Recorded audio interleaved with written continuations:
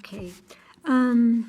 To remind you, we ended up, when I ended up talking about the Japanese tea ceremony and how this ritual is like a welcoming door to the culture, and that it has been found that in what he writes about is that different people do the tea ceremony in different ways, and so there's even within that ritual there are some differences. And the question that Joseph Campbell ended when I ended reading it was, do we have anything of the kind in our present North American civilization? And if you saw the movie last night about Bueller, you can look at some of the training of the athletes is a ritual, and that ritual essentially welcomes the athletes into our culture. Athletics plays a big part in our culture, and on college campuses, you will find that these days the coaches make about 10 times more money than the president. Yeah, like $4.1 million. This is for a coach.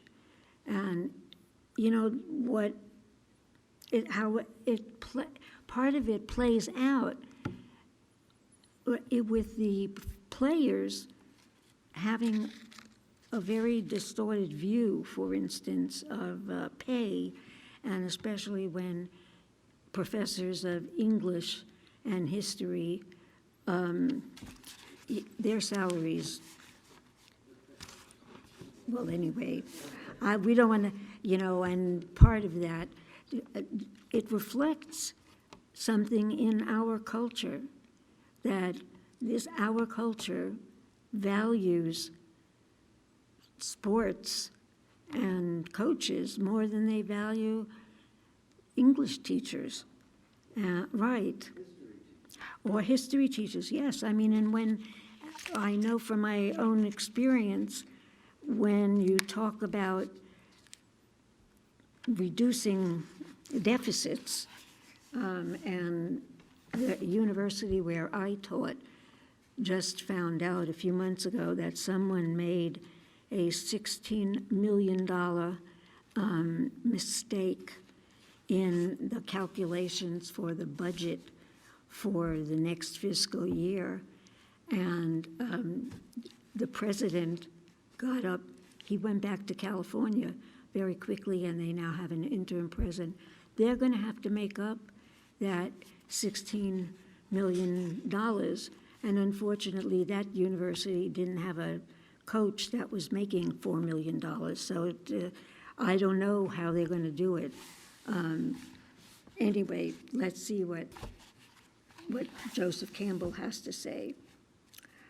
And this is interesting because the first sentence is, "The other evening I turned on my television set and chanced upon a beautiful track meet that was then taking place in Los Angeles." That really is what it says. I'm not making it up. It was the first such meet I had beheld since I had been myself a competitor back in the middle 20s, a lapse of about 40 years, during all of which time I paid no attention to the sport, mainly because it aroused in me more emotions than I wanted to have to control. What I had chanced upon was a mile race of 6 glorious runners, a really beautiful thing. But when it was over, the commentator pronounced it disappointing.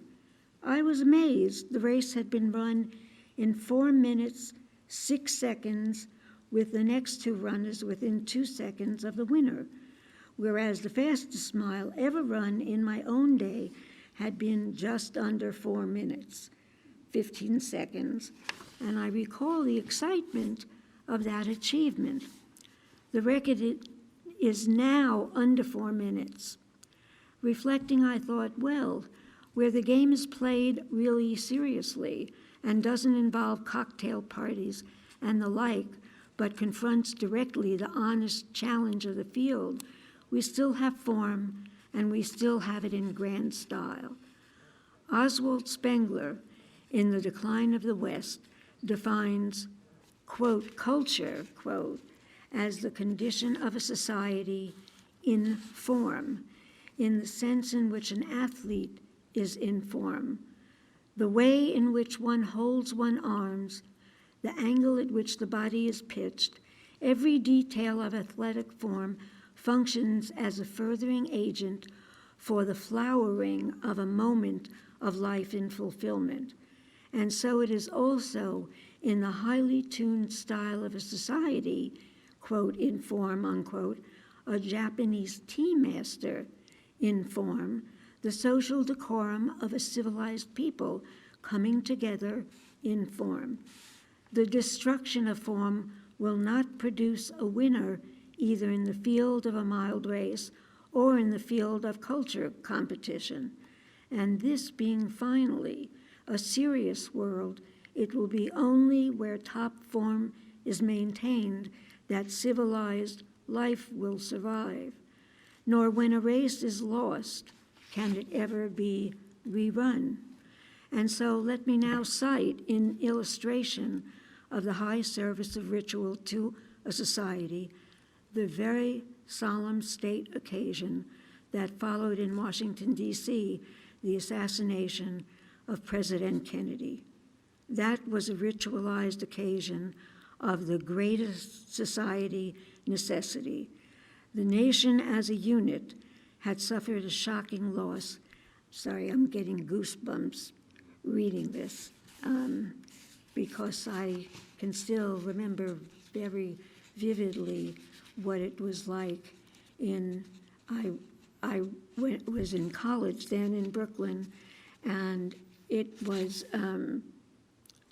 one of the absolutely indelible experiences, and I know everyone here in the room is in the same generation or close by. It's really difficult to talk to younger people, and they don't have any kind of feeling for what that experience was. And of course, we also have a very much disjointed culture these days. Everybody in his or her little anthill. But that's for someone else to read about. Anyway, okay. That was a ritualized occasion of the greatest social necessity. The nation as a unit had suffered a shocking loss, a loss that had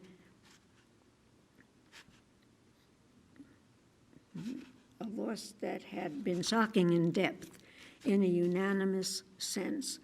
No matter what one's opinions and feelings politically might have been, that magnificent young man representing our whole society, the living social organism of which we ourselves were members, taken away at the height of his career, at a moment of exuberant life, suddenly death, and then the appalling disorder that followed.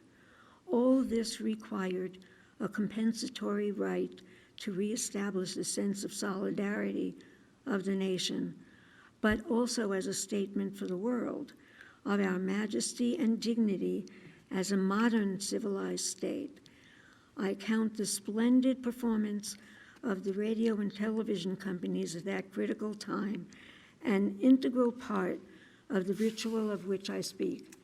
It was one of the spontaneous, living aspects of the occasion. For here was an enormous nation, yet during those 4 days, it was made a unanimous community, all of us participating in the same way, simultaneously, in a single symbolic event.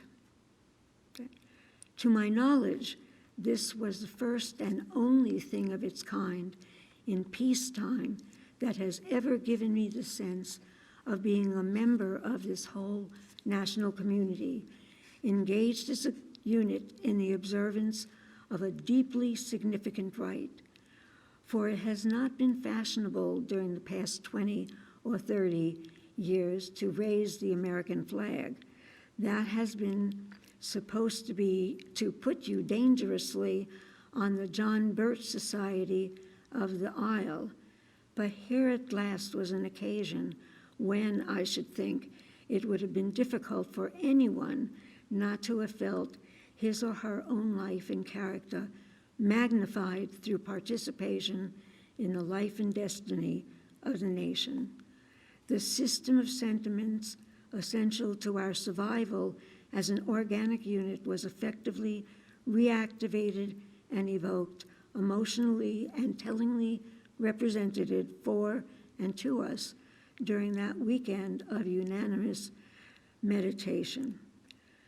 But there also ran through my mind as I watched those burial rites unfold certain extra thoughts of somewhat broader reference in relation particularly to the symbolism of the gun carriage bearing the flag-draped coffin, drawn by 7 clattering gray steeds with blackened hoofs, another horse prancing slowly at their side, bearing an empty saddle with stirrups reversed, also with blackened hooves, and conducted by a military groom.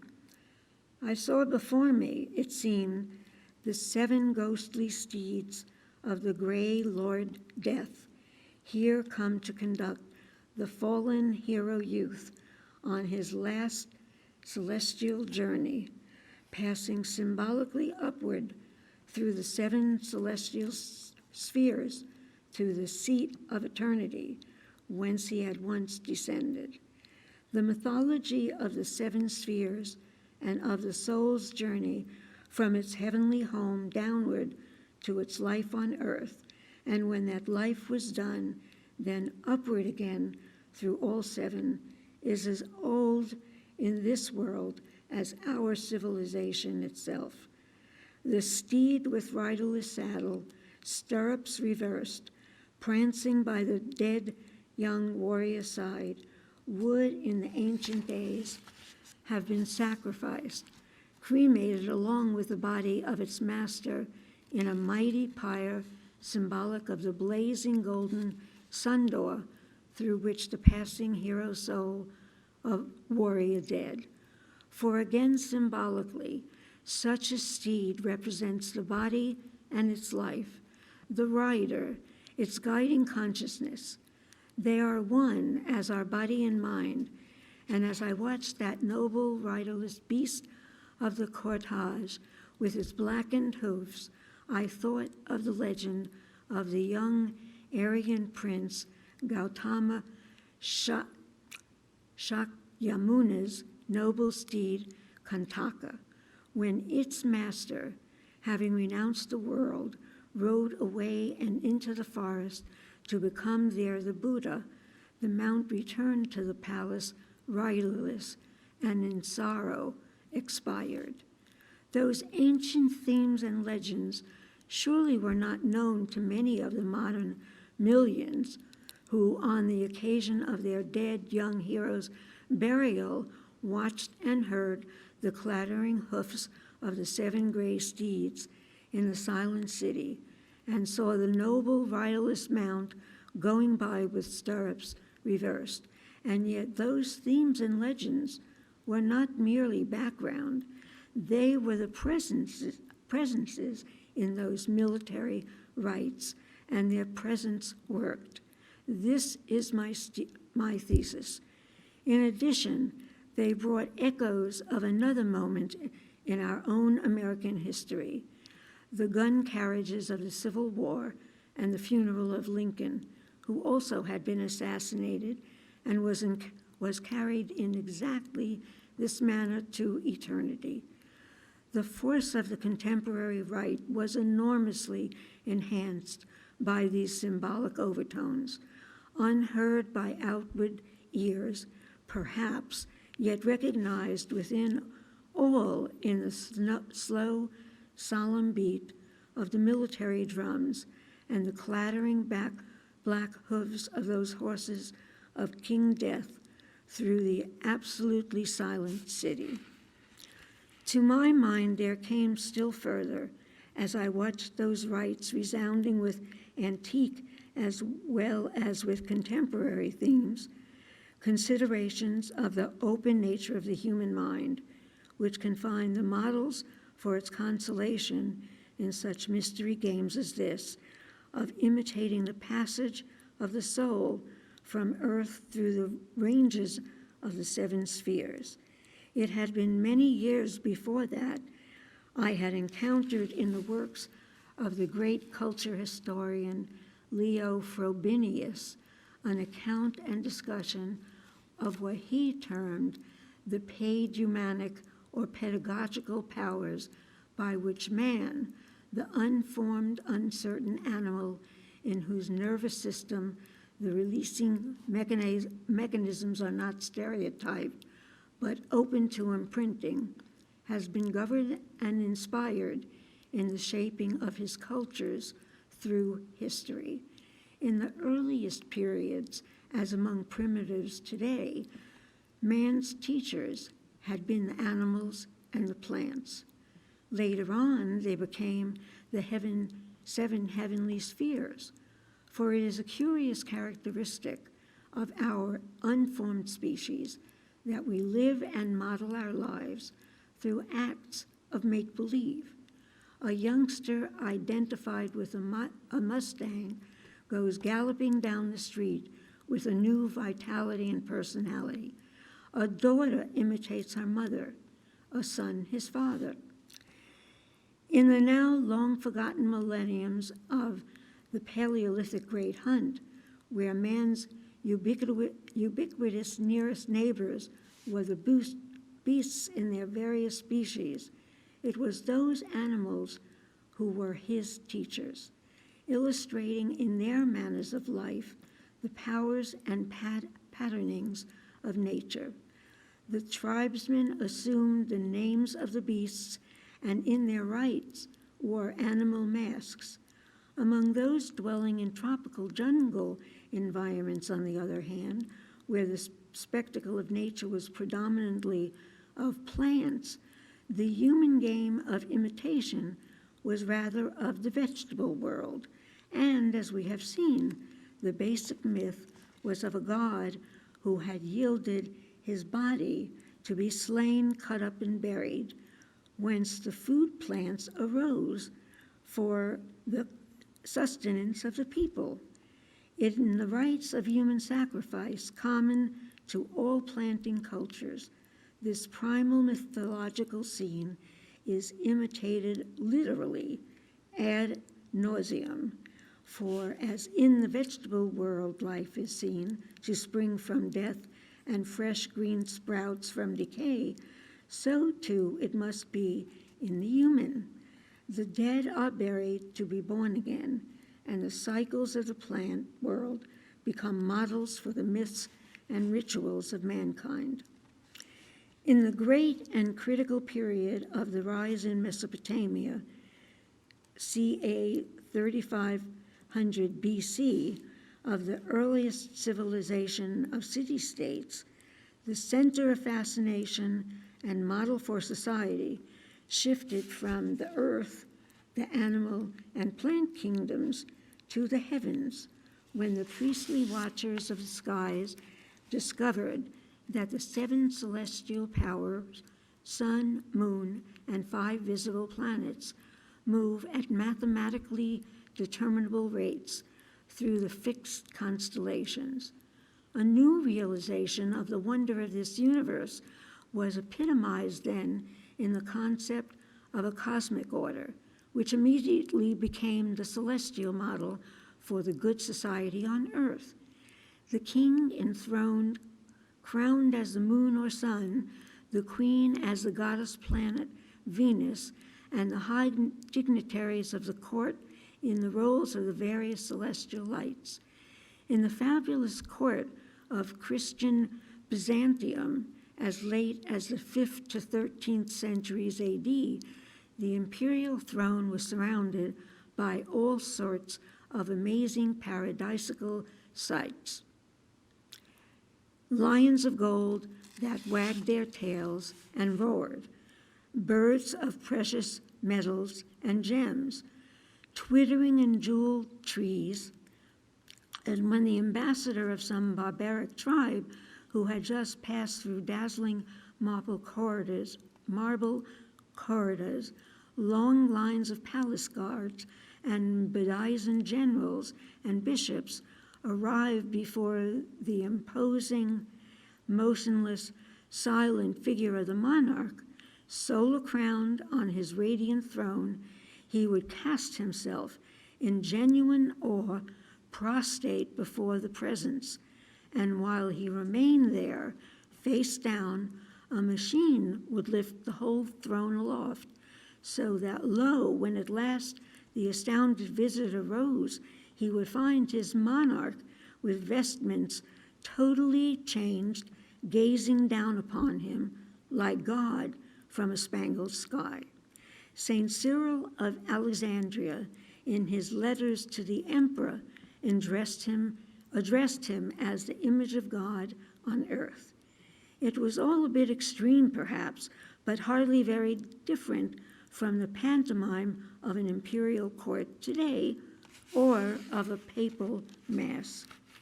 Monkey shines of this kind still have an effect.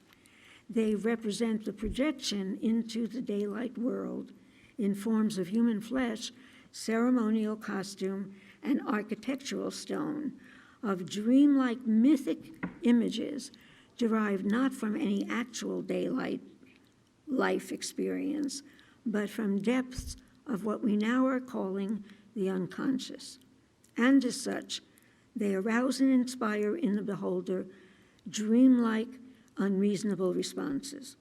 The characteristic effect of mythic themes and motifs translated into ritual, consequently, is that they link the individual to trans-individual purposes and forces. Already in the biosphere, it has been observed by students of animal behavior that where species concerns become dominant, as in situations of courtship or of courtship combat, patterns of stereotyped, ritualized behavior move the individual creatures according to programmed orders of action common to the species. Likewise, in all areas of human social intercourse, ritualized procedures depersonalize the protagonists, drop or lift them out of themselves, so that their conduct now is not their own, but of the species, the society, the caste, or the profession. Hence, for example, the rituals of investiture of judges or of officials of state, those so installed are to function in their roles, not as private individuals, but as agents of collective principles and laws. And even in private business exchanges, the patternings of deeds and contracts, bargaining, and threats of recourse to law constitute the ritual rules of a recognized game. To law constitute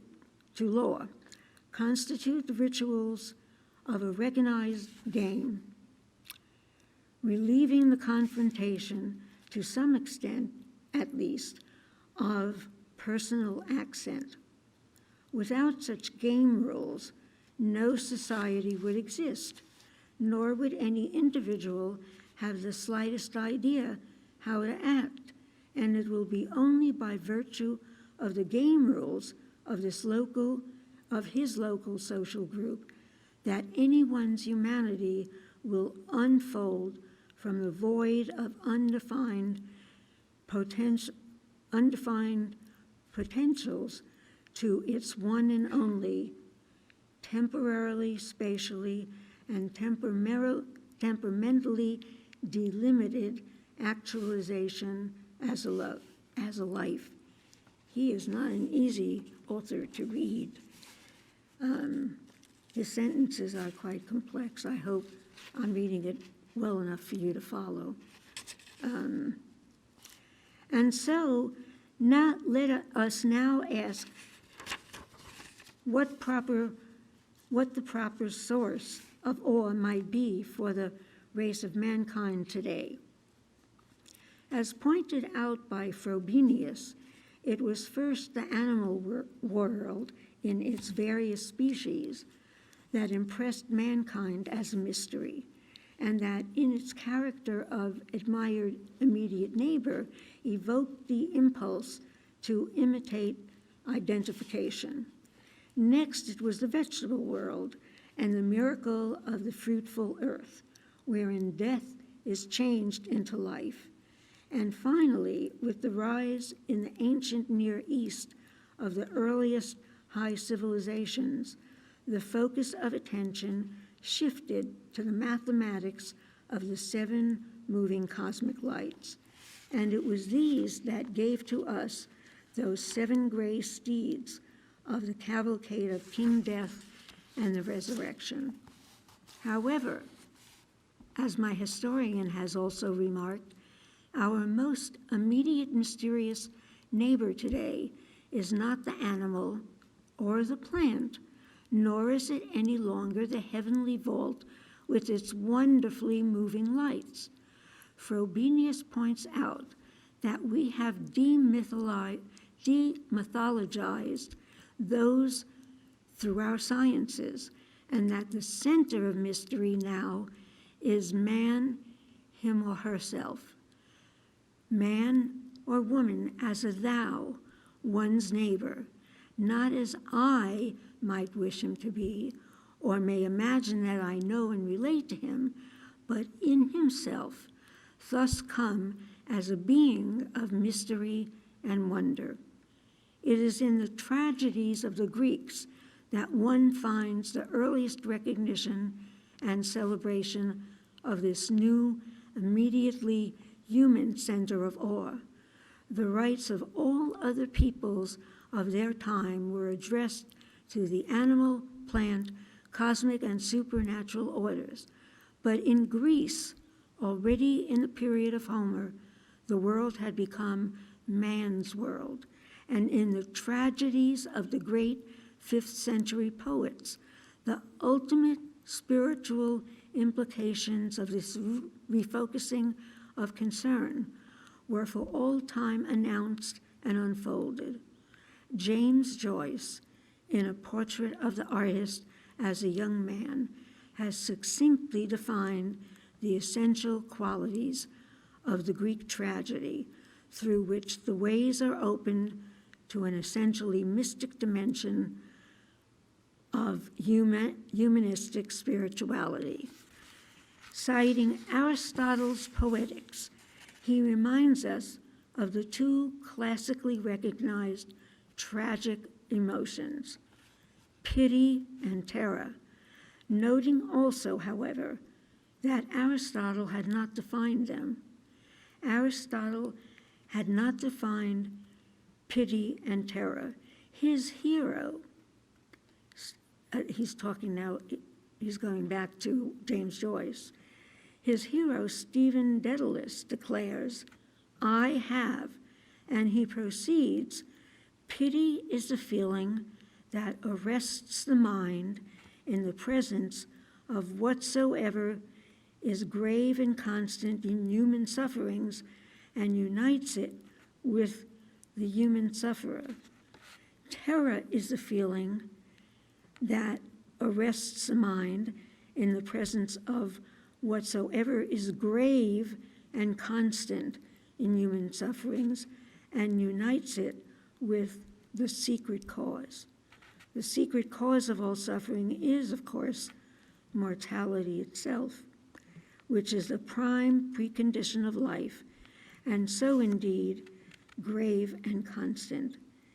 It cannot be denied if life is to be affirmed, yet along with the affirmation of this precondition, there is pity for the human sufferer, who is actually a counterpart in this context of oneself.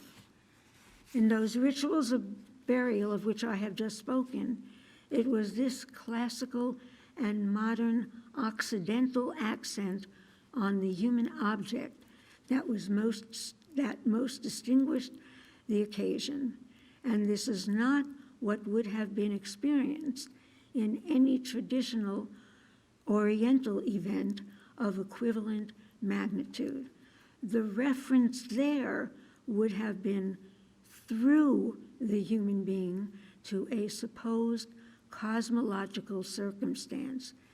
Anyone who has ever had the experience of attending such an Oriental rite will surely have noticed that the human sufferer as an individual was essentially wiped out by the ceremonies, whereas in this instant, everything was done to point up the value of the person. The old bottles carried a new wine, the wine of individual personality, and specifically, of course, that of this very special young man and what he represented, not in the timeless rounds of recurrent Aeonian cycles, but in current historical time. And yet, there was something of the symbolism of that older order present and effective still in those 7 clattering horses of the gun carriage and the riderless steed at their side. The old imagery now carried a new song of the unique, the unprecedented, and induplicable human sufferer, yet equally a sense of the grave and constant in our human suffering, as well as a holy imitation of the ungainsayable secret cause without which the rite would have lacked its depth dimension and healing force. And so now, in conclusion, let me conjure into final focus the prospect of unfathomed wonder to which all myths and rites, in the way of great poetry and art, of a brief poem that deeply inspired me when I first read it some 40 years ago, and which has steadied me in my thinking ever since. It is by the California poet Robinson Jeffers, sent to us from his watchtower on the Pacific shores, whence he had watched for years the sublime flights of pelicans winging down the coastline, heard the wet, friendly barking of the seals, and behind him the encroaching purr of increasingly numerous motors. The name of his poem is Natural Music. The old voice of the ocean, the bird chatter of little rivers, winter has given them gold for silver, to stain their water, and bladed green for brown to line their banks. From different throats intone one language. So, I believe, if it were strong enough to listen without divisions of desire and terror, to the storm of the sick nations, the rage of the hunger-smitten cities, those voices also would be found clean as a child's, or like some girl's breathing who dances alone by the ocean shore, dreaming of lovers. The end. The end. Thank you.